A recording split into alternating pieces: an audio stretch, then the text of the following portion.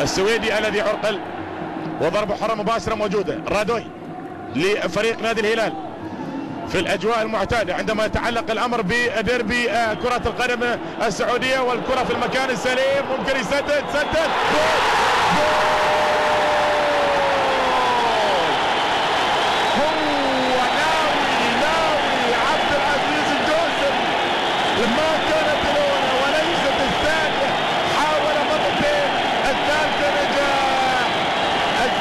نجاح، والهلال ينجح اولا في التسجيل في مباراة اليوم، لكن استقبال الكرة النوايا كانت واضحة، والتصفيق ياتي من ياسر القحطاني. استقبال الكرة بهذه الصورة، يا سلام.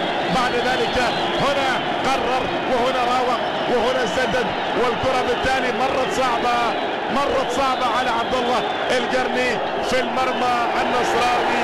يتقدم الهلال بهدف لعبد العزيز الدوسري. الآن المرور كان جميل والكرة كانت واضحة